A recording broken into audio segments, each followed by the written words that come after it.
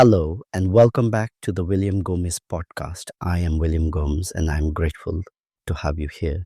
This series is called Reading Seminar 1 and 2 Lacan's Return to Freud Revisited. In the previous episode, we examined interpretation not as explanation, but as an act that intervenes in speech. We saw why Jacques Lacan insists that interpretation must be minimal, timely, and oriented toward effect rather than meaning. In this episode, we take a decisive step back and ask a broader question. What, for Lacan, is technique? At first glance, technique appears to be a set of methods, procedures, or skills that an analyst applies in order to produce results. This is how technique is usually understood in therapeutic contexts. One learns a technique, applies it correctly, and expects a predictable outcome. Lacan rejects this model entirely. For Lacan, technique is not a toolkit, it is an ethical position. To understand what this means, we must first clarify what Lacan means by ethics. Ethics, in this context, does not mean morality. It does not mean telling the patient what is right or wrong, nor does it mean adhering to a code of good behavior. Ethics for Lacan concerns position. It concerns where the analyst situates themselves in relation to the analyst and speech, desire, and demand. This is why technique cannot be separated from ethics. Every technical decision, whether to speak or remain silent, whether to intervene or wait, implies a position. That position either supports or undermines the analytic process. One of the most misunderstood aspects of analytic technique is neutrality. Neutrality is often imagined as emotional detachment or indifference. The analyst is supposed to be blank, distant, or uninvolved. Lacan insists that this is a mistake. Neutrality does not mean lack of engagement, it means refusal of guidance. The analyst refuses to tell the analyst and what to do, how to live, or what choices to make. They refuse to occupy the place of authority that would transform analysis into advice giving or moral instruction.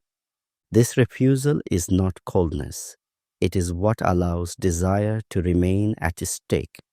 When the analyst reassures, encourages, or directs, they risk replacing the analyst's desire with their own. They offer solutions where analysis requires questions. This brings us to one of Lacan's most demanding concepts, the desire of the analyst. This phrase can be misleading. It does not refer to the analyst's personal wishes, motivations, or ambitions, nor does it mean that the analyst desires the analyze. And the desire of the analyst refers to a structural orientation. It is the analyst's desire not to cure, not to normalize, and not to complete the subject. This may sound paradoxical. After all, people often come to analysis seeking relief from suffering. Lacan does not deny suffering, but he insists that aiming directly at relief risks foreclosing analytic work. If the analyst's primary aim is to make the patient feel better, they will be tempted to reassure, explain, or guide. These interventions may reduce distress, but they often strengthen the ego and silence the unconscious. The desire of the analyst, by contrast, is the desire to sustain the analytic process itself. It is the desire to keep speech open, even when it becomes uncomfortable or uncertain. This desire is not benevolent in the ordinary sense. It does not promise happiness, but it preserves the possibility of truth. This is why Lacan insists that analysis involves ethical risk. There is no guarantee that analytic work will lead to improvement. There is no assurance that the analyst will feel better, happier, or more fulfilled. To promise such outcomes would be to replace ethics with technique as control.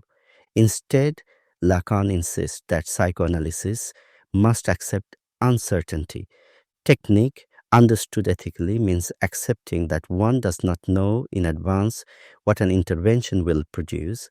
It means acting without guarantees. This also explains why Lacan is deeply critical of therapeutic models that promise results. When therapy is presented as a means to achieve well being, it inevitably imposes a norm. Health, balance, and adjustment become ideals that the subject is expected to reach. For Lacan, these ideals function as demands of the other. They impose a standard against which the subject measures themselves and often find themselves lacking. Psychoanalysis, by contrast, does not aim at conformity to an ideal.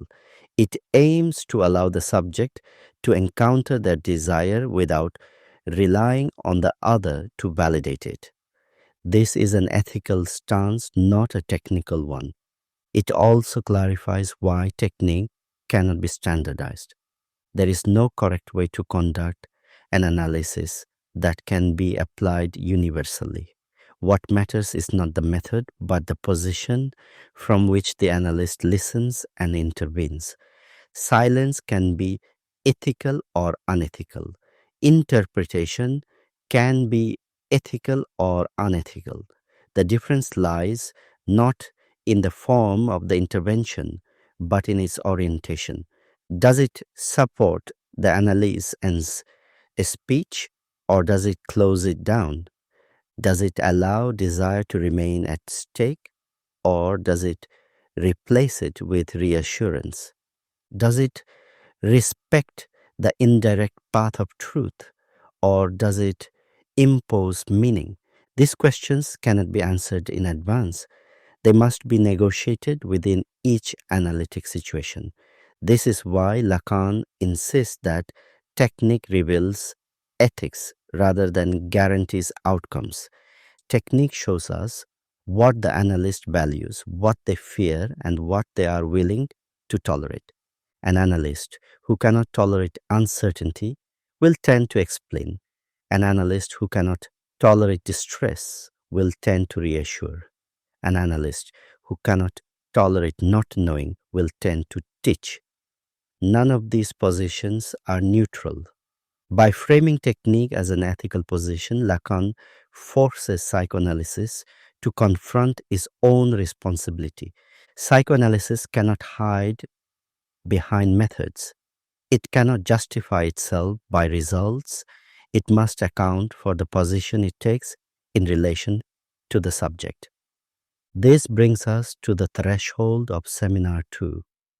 If technique is ethical, and if the analyst must refuse the position of mastery, then we must ask what in the subject most strongly seeks mastery. This question leads directly to the problem of the ego.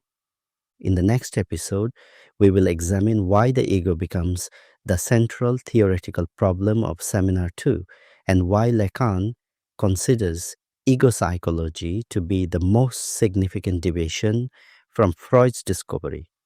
Thank you for listening. This is the William Gomes podcast. Take care of yourself, stay curious, and if you found this episode helpful, you're very welcome to follow, share, leave a comment, or a rating. I'll speak with you again soon.